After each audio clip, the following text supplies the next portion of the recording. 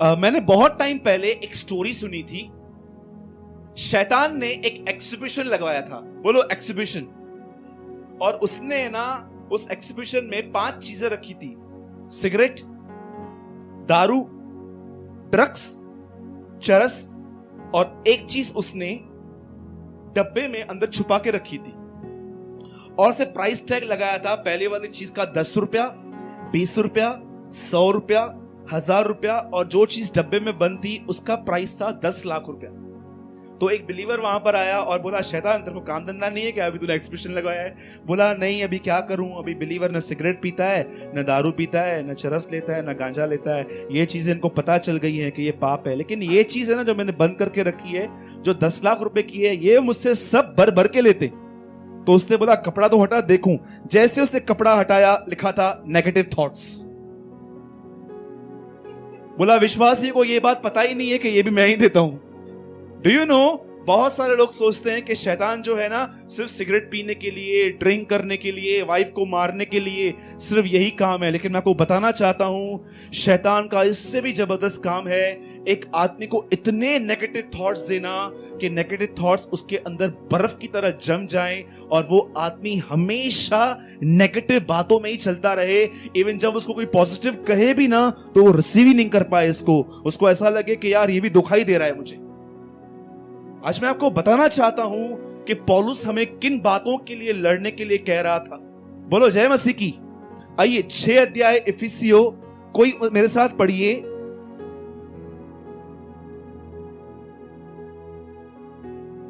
6 का 16। जो पढ़ रहा है प्लीज माइक यूज कीजिए।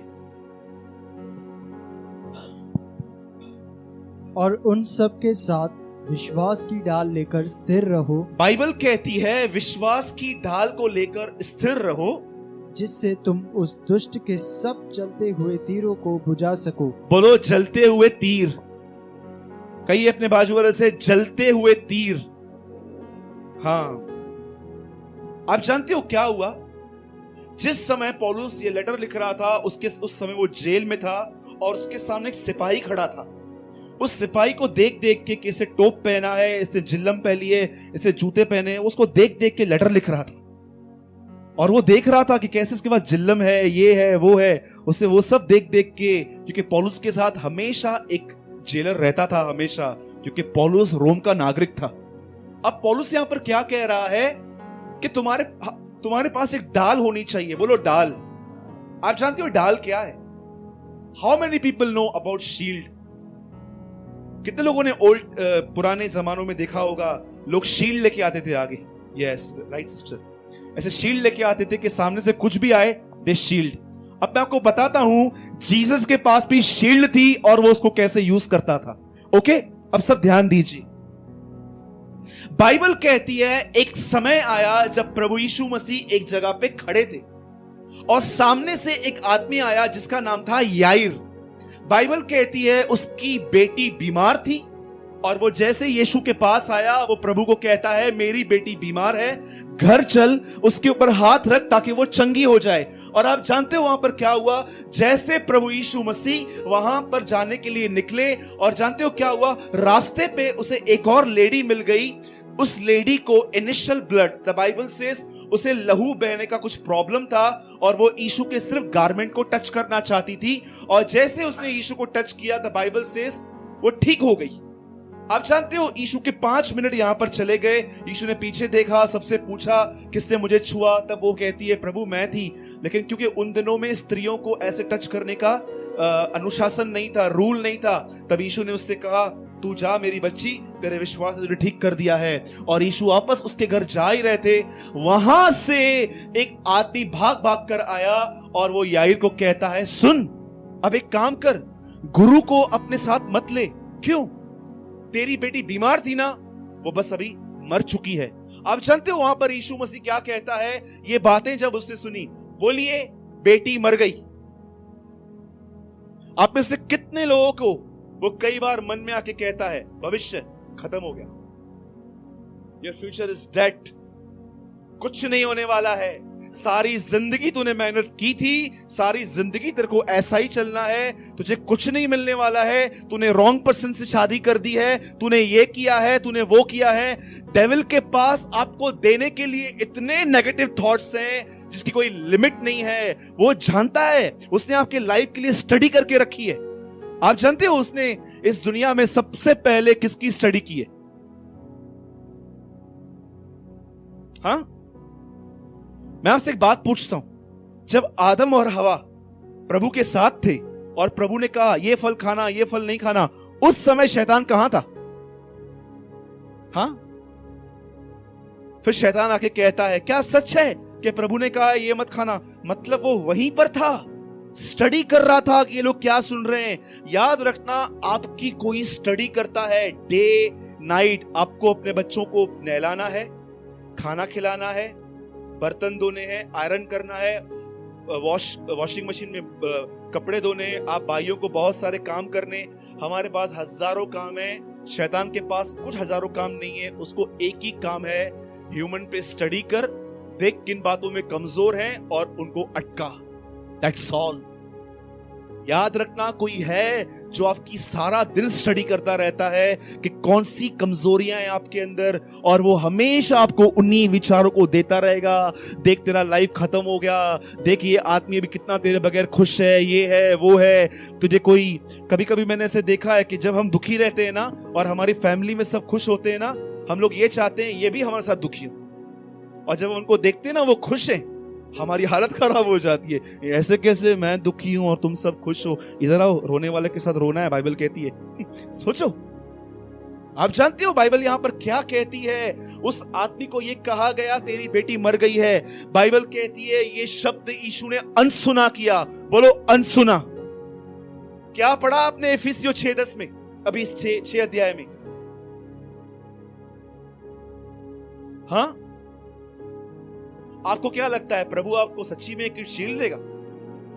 अरे भाई, ये सब आत्मिक बातें हैं। जानते हो शील्ड कैसे यूज करते हैं? मैं आपको बताऊं। ऐसे कीजिए, सब ऐसे कीजिए, मैं सबको देख रहा हूं। अब इसको कान पे रखिए, इसको मोड़िए। That is called use to shield. बोलो यीशु मसीह की। हाँ, नहीं जा, तेरे को नौकरी नहीं मिलने वाली है, चुप करके बैठ, कुछ नहीं होने वाला है। बोलो जय मसीह की। सीधा ऐसे बोलो। यीशु मसीह ने यहां पर शील्ड को अपनाया। कान को बंद करने का मतलब शील्ड को यूज करना। यीशु उसको कहते हैं डर मत, केवल विश्वास रख। जैसे वो वहां पर क्या, वहां पर लोग रो रहे थे, इतने माए बाप सब रो रहे थे, क्या हुआ, चली गई।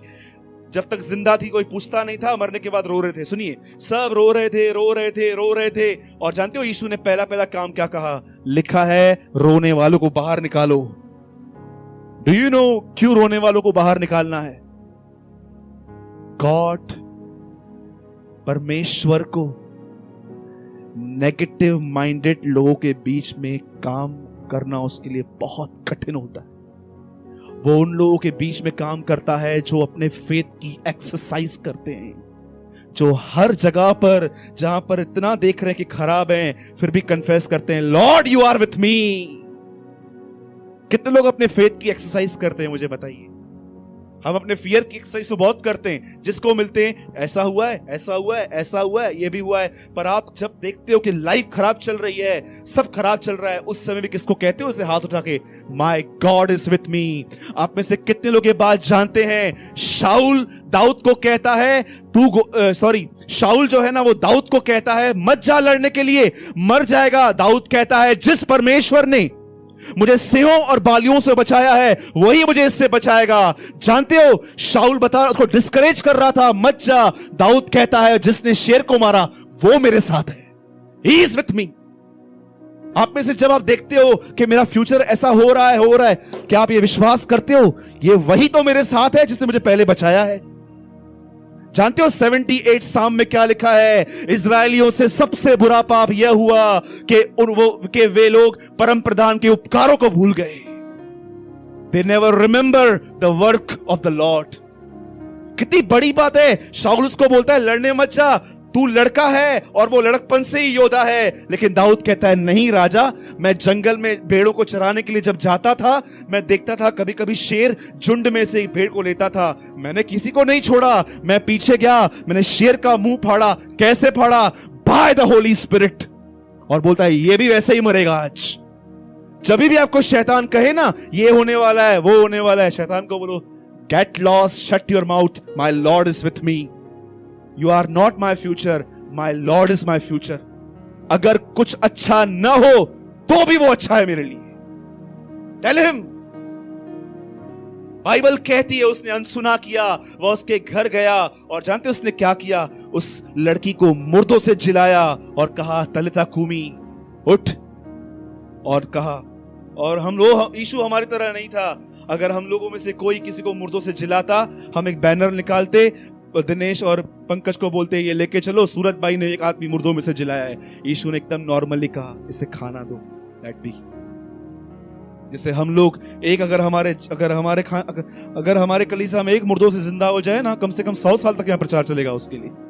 ये चीज ये हुआ था, ये हुआ था, ये हुआ था। जबकि यीशु लोगों को ठीक करने के बाद कहता था जाओ, किसी को मत कहना मैं फेमस होने के लिए नहीं आया हूं, मैं क्रूस पे मरने के लिए आया हूं। प्लीज मुझे फेमस मत करना, कहीं मेरी फेमिलियरिटी मुझे राजा ना बना दे।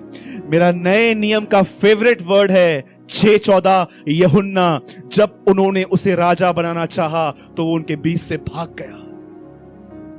आप में से कितने लोग भाग जाते हैं जब आपकी तारीफ होती है? क्या आप खड़े रहते हैं? अभी तो 2 ही वर्ड बोले, और बोलो। टेल मी, कितने लोग को अपनी तारीफ सुनना पसंद है? खाना बनाने के बाद हम खड़े हो जाते हैं। सुटिया बाडी क्यों? वाई? जानते हो शील्ड का यूज कैसे किया जाता है? जब भी आपको कोई नेगेटिव बोले ना कि तू डफर है, तूने क्या किया है, तेरे बच्चों की हालत देख क्या हुई है। बहुत सारे बेचारे बाप जो बूढ़े बाप हैं, अगर उनके बच्चे आज दुखी है ना, शैतान उनको ऐसे बोलता है आके तेरी वजह से तेरे बच्चे दुखी हैं। उनको बोलो यीशु मसीह मेरा भविष्य है। अगर मेरी गलतियों की वजह से मेरे बच्चे खराब हुए हैं ना, तो उस स्वर्गीय पिता की वजह से वो आबाद भी होंगे। से आमीन। कितने लोग ये बात जानते हैं कि आपका भविष्य यीशु मसीह है? Tell me. एक आखिरी बात बता के I finish my word, listen very carefully.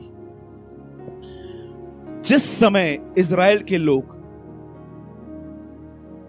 Israel से बेबीलोन जा रहे थे बंदी बना के, जानते हो प्रभु यिर्मयाह को क्या कहता है?